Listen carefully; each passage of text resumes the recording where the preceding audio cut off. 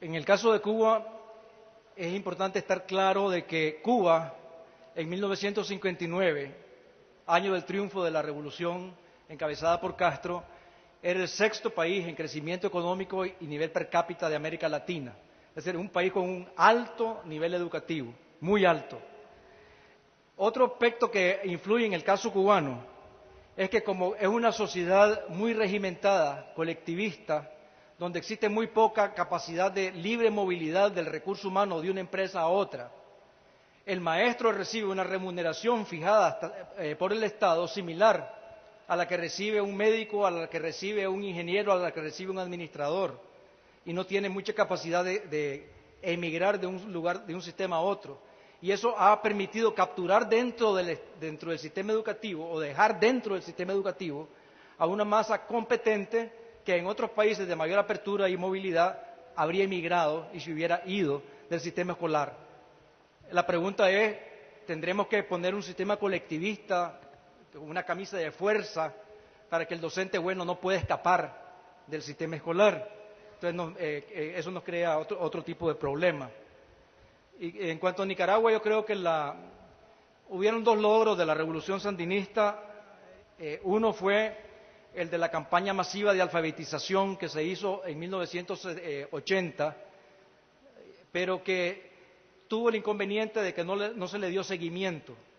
Entonces se alfabetizaron muchas personas que al no recibir seguimiento a los pocos años revirtieron al estado de analfabetas funcionales. Y hoy día, cuando se hace una encuesta de analfabetismo en Nicaragua, los segmentos de población con analfabetismo más alto son mayores de 40 años, personas que en la época de la revolución eran jóvenes. Yo creo que lo más importante para combatir el analfabetismo es cerrar la llave que lo produce. Y esta llave es la alta deserción y la mala calidad de la escuela primaria. Si tenemos éxito en la escuela primaria, no hay necesidad de campañas de alfabetización después. Ya, muchas gracias. Entonces hay dos o tres preguntas que giran en torno al mismo tema. Uno dice así: si el Estado es parte del problema, ¿cómo garantizar la continuidad a largo plazo en la gestión de la educación? Y es allí donde se acude precisamente a los acuerdos nacionales, ¿no es cierto?, que usted ha criticado en un momento dado, ¿no? Sí, perdón. Sí.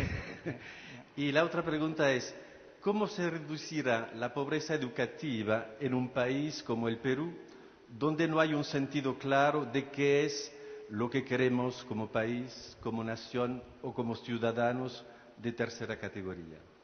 Gracias. Yo estoy muy de acuerdo con los acuerdos nacionales, creo que son valiosos, un instrumento valioso. Tenía temor de que sonara como un poco despectivo de las metas educativas globales para toda la nación. Yo creo que son importantes, pero se convierten en puro ruido si no van acompañadas de un entendimiento claro del cómo lograrlas. Y a eso es lo que vamos, el cómo es importante. Y creo que hay que ponerle mucho énfasis a la discusión de las metodologías a seguir. Creo que el acuerdo nacional es importante y ojalá que se pudiera idear, me atrevo a sugerir alguna idea a discusión, un Consejo Nacional de Educación que ya existe, pero que tenga potestad de intervenir en el nombramiento o en la remoción de los ministros. Quizá un esquema en el cual el nombramiento o la democión del ministro no depende exclusivamente del presidente de la República, sino de un consejo donde intervienen los docentes, el sector privado, universidades privadas, otra serie de grupos que puedan proponer una terna a la presidencia y que hayan causales específicas de democión de un ministro que no sean estrictamente políticas. Esa pudiera ser una idea. Otra es, teniendo metas a largo plazo, hacer que los instrumentos de ejecución de esas metas estén fuera del Estado. Si la formación del currículum está fuera del Estado, si el entrenamiento maestro está fuera del Estado, es más fácil que esas instituciones permanezcan por 10 o 15 años funcionando bien que si están dentro del Ministerio de Educación. Pero claro, esto lo he posado solamente en forma preliminar, esto amerita una discusión mucho más a fondo, mucho más seria. Hay una pregunta que va precisamente en ese sentido: la gestión de la autonomía. ¿Cómo combina el aporte económico público y el aporte privado? Y creo que esta es una excelente pregunta y es un tema muy difícil. Nosotros tratamos en Nicaragua de que hubieran aportes de los padres de familia y se le dio potestad a las juntas directivas de los centros escolares autónomos para promover la captación de recursos extrapresupuestarios. Hacían, además de kermeses, a veces establecían una cuota voluntaria que solicitaban a los padres de familia para poner un laboratorio de computación y hacer otras cosas. Pero muchas veces estas cuotas se volvieron voluntarias entre comillas. Habían presiones sutiles, a veces no tan sutiles, sobre el estudiante para que hiciera el aporte. Y recibimos una crítica tremenda. Y llegó un momento en que se prohibió constitucionalmente incluso el solicitar dinero a los padres de familia, lo cual yo creo que es un error. Es difícil regularlo, es difícil vigilarlo, pero creo que existe un potencial que, si es voluntario en los padres de familia de aportar a la escuela, debería de dársele la bienvenida, tal vez a crear un sistema de fondos de contrapartida o matching funds, que por algo que den los padres de familia el Estado se compromete a dar otra parte. Habría que esto balancearlo con un sistema para compensar los municipios más pobres, donde la aportación del padre de familia teóricamente es menor. Y permítanme un paréntesis, una de las sorpresas que tuvimos en Nicaragua fue que muchas veces en los municipios más pobres el campesino, el habitante rural daba más dinero a la escuela que en los municipios urbanos de mayor ingreso. Es interesante eso. Ujú.